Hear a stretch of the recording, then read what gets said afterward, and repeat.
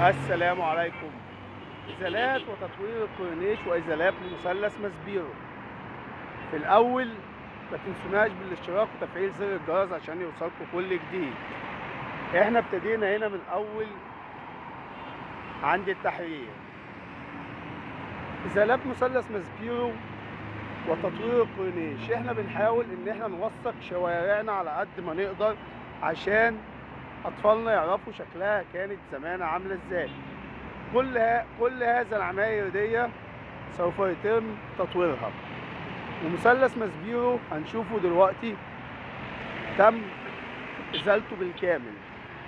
وميدان التحرير بيتم تطوير فيه حاجات كتير جدا زي مجمع التحرير تم اخلاءه ونقله الى العاصمة الادارية. يلا بينا نشوف التطويرات بقت عاملة ازاي.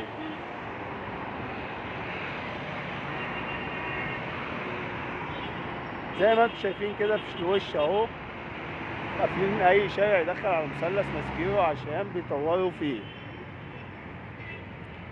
كورنيش النيل اهو بيتم تطويره، احنا عند كوبري اكتوبر بيتم تطوير كورنيش النيل. ده شادي موتورز بتاع السيارات، وده دار المعارف.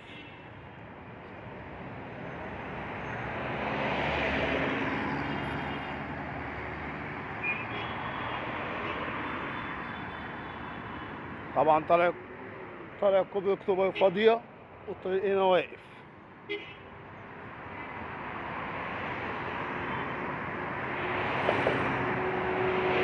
وأنباء عن تطور الإذاعة والتلفزيون ونقلها إلى العاصمة.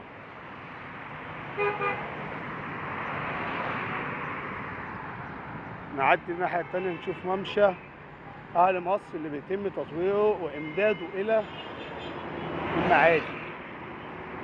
المعادي وحلوان.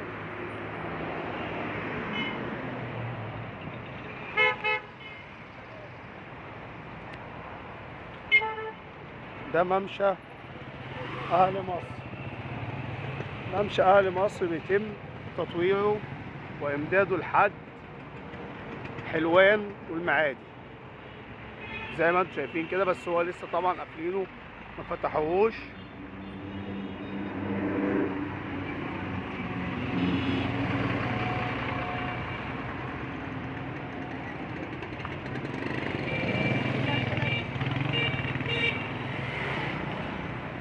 زي ما انتم شايفين كده عماير جميلة وحلوة جدا وعلى النيل مباشرة. احنا عند الإذاعة والتلفزيون هنا.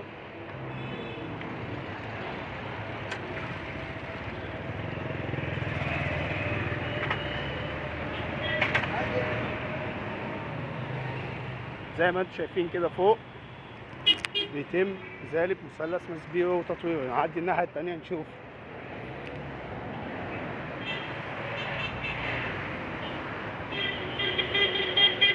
بنحاول على قد ما نقدر ان احنا نوثق الحاجات الجميلة دي جدا على اساس نبقى فاكرينها زمان، يعني زمان نبقى فاكرينها. زي ما انتم شايفين كده ادي مثلث ماسبيرو بيتم تطويره زي الابراج اللي هناك اللي هي بتاعت الوكالة. شركة راسكو واخدة المشروع اهي تطور فيه.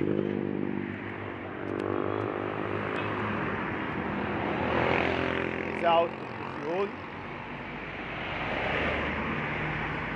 الحاجات دي لازم نصورها عشان تبقى موجودة، عشان أطفالنا يعرفوها ويعرفوا شكل بلدنا زمان كانت عاملة ازاي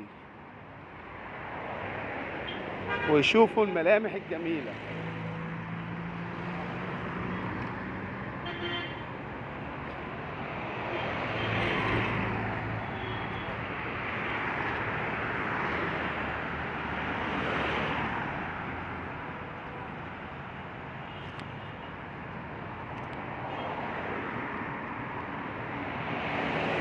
دي الإذاعة والتلفزيون.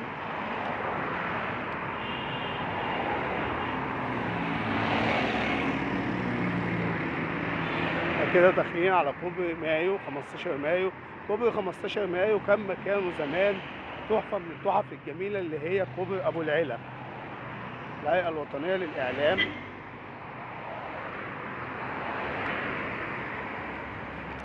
كوبري أبو العلا كان كوبري حديد مركب، وكان كوبري أثري جدا، وتم إزالته بوسط شركة المقاولين، وكلفهم في وقتها 4 ملايين، وكان في الوقت الحالي مبلغ جامد جدا. ادي مثلث مسبيرو اهو يتم ازالته. نرجع تاني لكوبري ابو العلا. كوبري ابو العلا فككوه وعملوا بداله كوبري مايو، مع انه كان كوبري تحفه وجميل جدا. اخر مشهد طلع فيه الكوبري كانت اغنيه عمرو دياب ضحكت عيونه، والكوبري يزن اكثر من 200 طن حديد، ومرمي بقاله 20 سنه تحت كوبري الساحل. وكوبري ابو العلا كانت مشرفه عليه شركه فرنسيه، والذي بناه كان المهندس ايفيل الذي بنى برج ايفيل الشهير. ودي تطويرات الكورنيش زي ما انتم شايفينها بيطوروا الكورنيش ازاي. كل ده يفتح قريب يعني، وحاطين امن عشان محدش يعدي ويبوظ لهم الحاجه.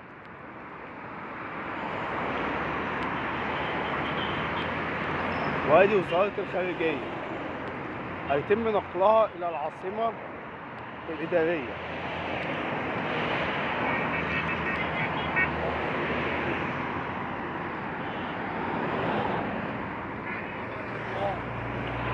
كوبري مايو 15 مايو اهو امامنا، الذي يؤدي الى الزمالك واكتوبر طريق اسكندريه. الناحيه التانيه الزمالك زي ما انتم شايفين كده، الزمالك والنيل. احنا بس هنلاقي فتحه نخش منها ونصور الناحيه التانيه. طبعا في ناس ليها ذكريات جميله جدا على الكورنيش.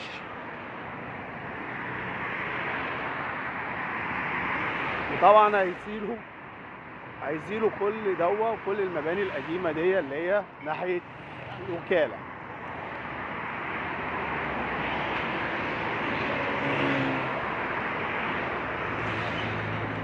طبعا احنا بنوثق الملامح الجميله والحاجات الذكريات دي عشان تقعد لآلاف السنين ومئات السنين موجوده. أطفالنا يشوفوها ويعرفوا شكل مصر زمان كانت عاملة ازاي، لأن كل حاجة بتتهدم وتتنسي. الزمالك وادي ماريوت الزمالك اهو، فندق ماريوت الزمالك.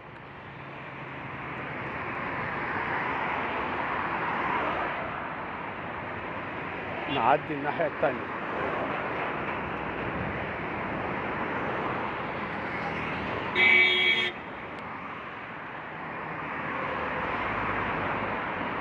طبعا في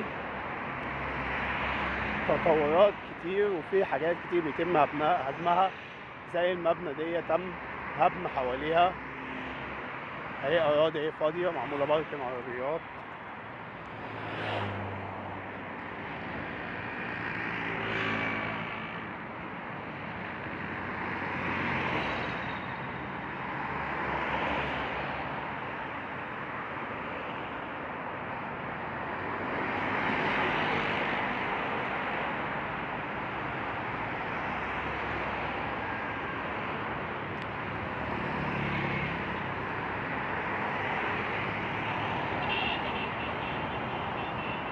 في ناس كتير ليها ذكريات جميلة مع أبهاتها وأجدادها في أماكن زي كده، زي الوكالة، زي كورنيش النيل. فاحنا بنسيبها ذكرى، فبيوت زي دي تبقى ذكرى يعني. بعد الله أعلم بعد يوم بعد سنة هيتم هدم هذا وهتبقى ذكرى، فتفضل موجودة عشان نفتكرها.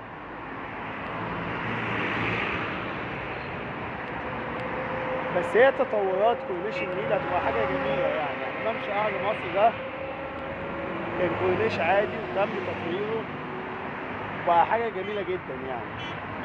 بيجيله سواح من كل مكان وبقى مطاعم وكافيهات. كورنيش النيل كان يعني كان كورنيش عادي، انما هو حاليا فاتح باب رزق برضه لناس كتير، فاتحين كافيهات ومطاعم وفي عمال كتير شغالة. بس احنا بنوثق الحاجات القديمة اللي مش عارفين فيما بعد ممكن ما تبقاش موجودة، تبقى موجودة معانا ذكرى يعني. وادي الوكالة اهو هيتم تطوير كل دوة زي مباني الوكالة اللي هم شالوها وبنوا مكانها تحف فنية جميلة جدا، ناطحات سباحات. كوبري 15 مايو الذي تم إنشاؤه بدل من كوبري أبو العلا، مع إن كوبري أبو العلا كان تحفة فنية أحسن يعني.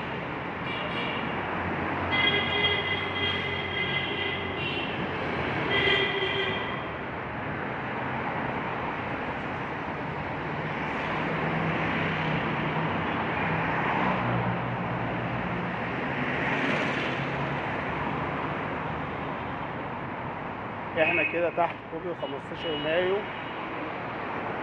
عند الوكالة.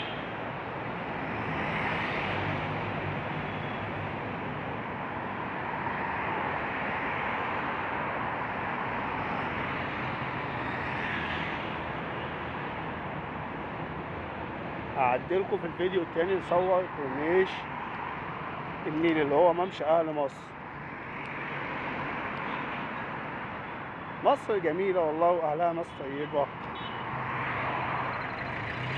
ناس عايزة تعيش مش عايزة حاجة أكتر من كده يعني. كل واحد ماشي سرحان زي ما انتم شايفين، في دماغه موضوع وفي دماغه حكاية. كل واحد عايز يعمل حاجة وكل واحد دماغه فيها حكاية غير التاني. احنا كده عند الوكالة.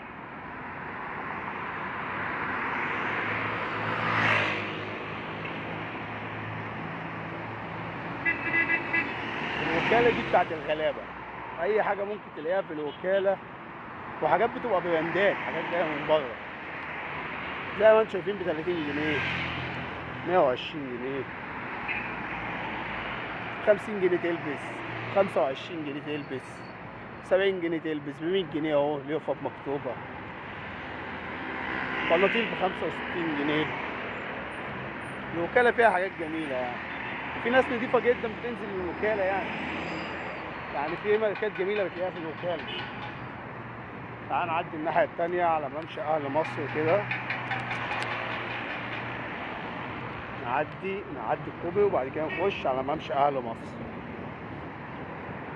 بنحاول نوثق الحاجات الجميلة دي عشان نبقى فاكرينها. أهم حاجة ما تنسوش الاشتراك في القناة وتفعيل زر الجرس عشان يوصلكوا كل جديد.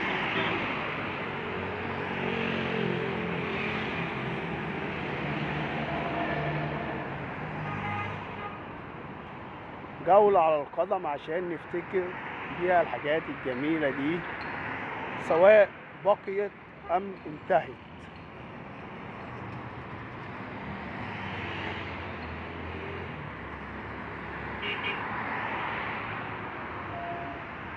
ده برج ايفل بس على صغير اهو الناحية التانية اهو شايفينه.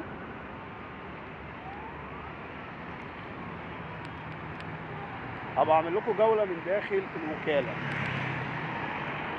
نشوف الدنيا في الوكالة ماشية عاملة ازاي. ده مطلع الكوبري بتاع 15 مايو. بس انا كنت شايف ان كوبري ابو العلا احسن يعني، كان احلى. كوبري ابو العلا عامل زي كوبري امبابة بالظبط، نفس الحديد ونفس الحاجة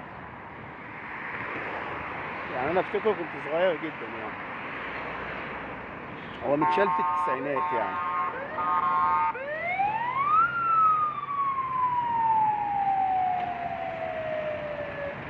اكيد في ناس كتير ليها ذكريات مع الاماكن الجميلة دي، واكيد في ناس كتير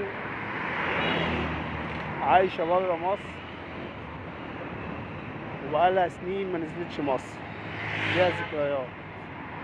زي ما انتم شايفين كده التطور الوكالة اهو. بيشيلوا اماكن كتيرة عشان يطوروا، يعني في اماكن كتيرة بيتم هدمها اهو، وبيعملوا سور ازرق زي ما انتم شايفينه كده.